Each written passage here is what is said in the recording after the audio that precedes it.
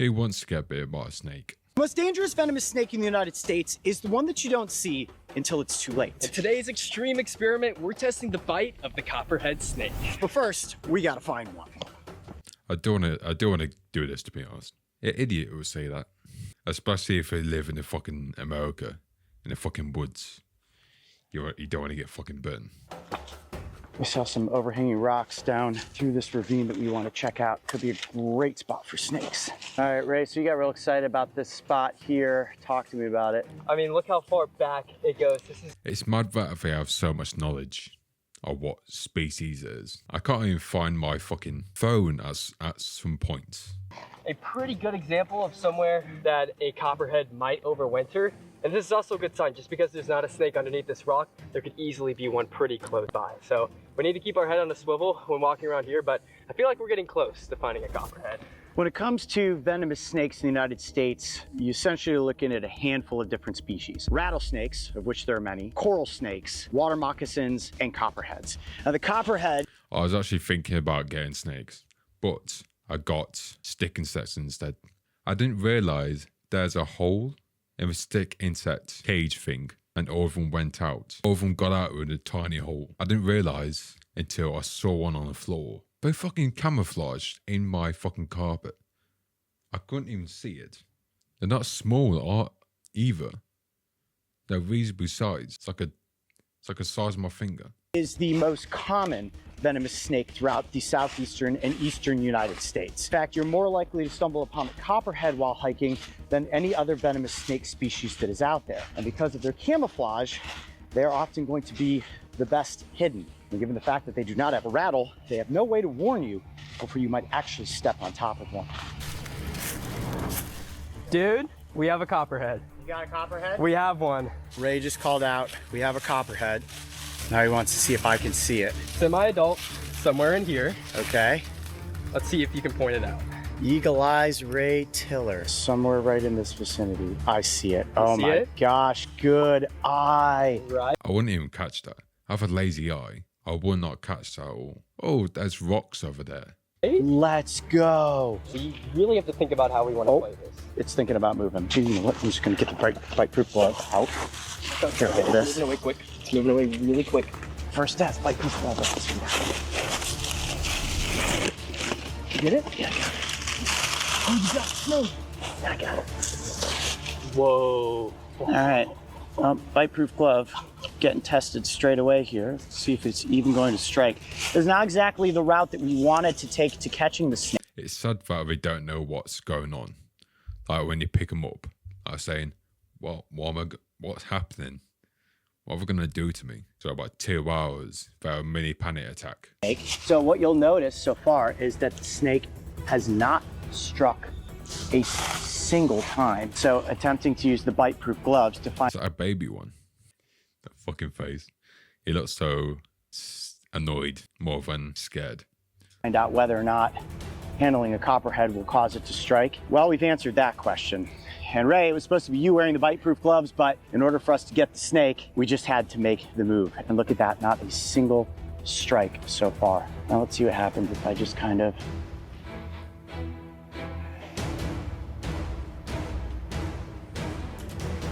That's wild. Nothing.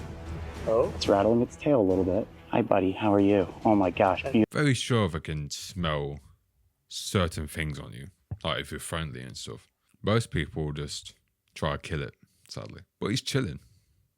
He bit him before, but he's just chilling now. Beautiful snake. Incredible. Not a single attempted strike. It did poop. I smell some poop. There's definitely some poop. Let's do this. Let's get it in a more controlled situation so that we can go through this test in more than one way. And I don't think there's any chance that we're gonna have this snake ultimately striking at us, but it's worth an attempt. Let's go! I don't want to get it too close to my face. Yeah, okay, so go ahead and crouch down with it for a second. And for context, the test we wanted to try today was whether or not the copperhead would bite at a snake-proof bite boot or be able to bite through snake bite-proof gloves. And so far, the snake has not even made an attempt to bite. No, and I'm not gonna lie, when you went in to grab it, you definitely put a little bit of pressure on the snake. And right now, you can kind of see the turn on this angle. I'm squeezing the body just a little bit to keep the snake. And I bet he's saying, you got snacks?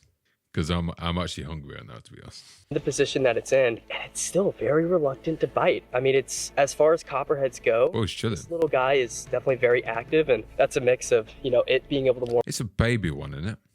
Or am I being a dumbass? It's a baby one.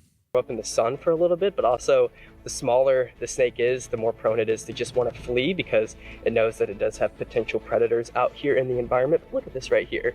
This copperhead is very content in the spot that it's at. It doesn't want anything to do with me. What happens if you try to boop it on the nose? Just like, you know, let's just show people that like this snake is more interested in flight than it is fight. Right. Okay, I'm gonna give it a little boop on the nose with my finger here. Nice and gentle.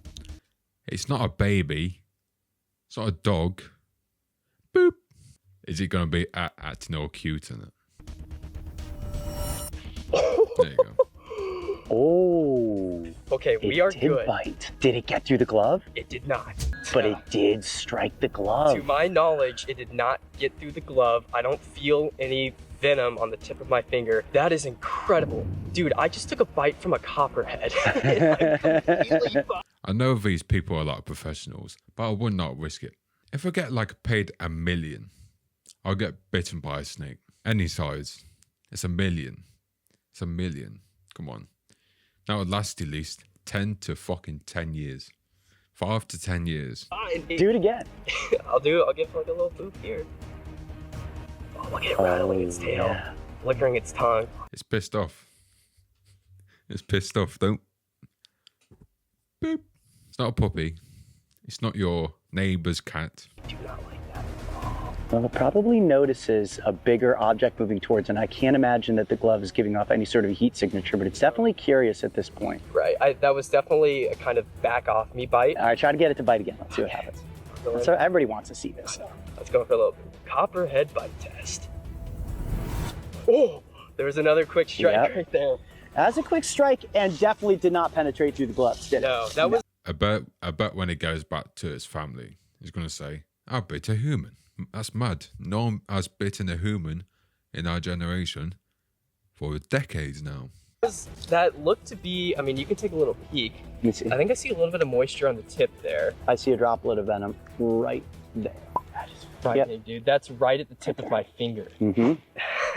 It takes a lot for me to get nervous, especially with the copperhead, because this is a species I've been working with since I was a little kid. I've caught hundreds of these guys over the years, but actually getting hands-on like this is something that I have never done before. I think it goes without saying, never ever replicate what you're seeing us do here, but guys, I just took 2 bites to my index finger from a venomous copperhead snake, and I am completely fine. This is incredible, but it's still, we've had this copperhead for about 5 minutes now. We've been very hands-on with it, and it's not until I actually go in and boop it on the nose that it goes in for a little bit of a warning bite, and that just proves that point even more, that this snake does not want to strike. He's not angry. He just has boundaries. He's chilling. He's not wiggling around. Venom is Ever been smoking weed, sir? such a precious resource to this snake. It only wants to use it on potential prey items, not for predators like myself. It's interesting that there was just a single droplet of venom, but even a droplet of venom like that is a medical emergency. For sure, any venom that enters your body is an immediate medical emergency. Although the copperhead, compared to its pit viper cousins like the rattlesnakes and the cottonmouth, has a much more mild venom, fatalities are extremely rare from copperhead bites. Still, it is extremely potent in the grand scheme of things and will mess up your body. Even a small drop, it could be a baby copperhead, it could be a full-grown adult, it could be this guy right here. Any venom that enters your body is an immediate medical emergency. Okay, now try to balance it with both your hands. I'm gonna set up this tripod and actually get some tight shots with the GX10 as well. This is as gritty as it gets, but we kind of just had to run with it. I'm gonna try the boot test like this, see if he'll bite the boot. Oh my god. Oh, he's flickering his tongue out. Oh, wiggling the tail too? Nothing. Well, we know he's... They think I'm stupid. That's a shoe, not a hand. I can't bite a hand. I mean, I can't bite a boot. What if a snake has like intelligence? We know he's not gonna be able to bite through the boot if he can't bite through the glove. And it is worth noting that this is a smaller snake. Copperheads do get bigger than this. Yeah, this is definitely a semi-adult. I'd say probably in the 1 to 2 year age range. See if you can kind of like curl him in a little bit. So that fucker hasn't fully grown then. Oh, That was I saw that. That was a legit. biggest bite of the day. And that was yeah, you got right on like the knuckle of my thumb. Let me film that right there. But it didn't penetrate. It did not, and if it did, I definitely would have felt the fangs going right into my skin. I'm at the point where I fully trust these gloves, but still, when I see the snake turn and actually strike, my heart skips a beat because, like we said, if any ounce of this venom gets inside of my body, we are immediately cutting cameras. I know I might do in the future some dumbass shit in the future. I don't know what I'm gonna do, but there's no snakes around here, so I can't even make a video on that. I have no knowledge about it. It's just me holding a snake. That's a video for today. In rushing to the hospital. We did prove that the Hex Armor bite-proof gloves are resilient to the bite of a 1.5-foot copperhead. It's not to say you should test them out on any other snake, and in extreme experiment situations, we might try it on something else, but a pretty cool shot, an actual photo for the thumbnail of the snake biting your finger. All right, we're gonna get this snake back into its little burrow. I'm assuming that's its burrow that it was trying to escape into before I grabbed it, and keep searching for snakes. But just in case we don't find another one, I'm Coyote Peterson. I'm Ray Tiller. Be brave. Stay wild. We'll see you on the next adventure. So I'm gonna buy a snake now.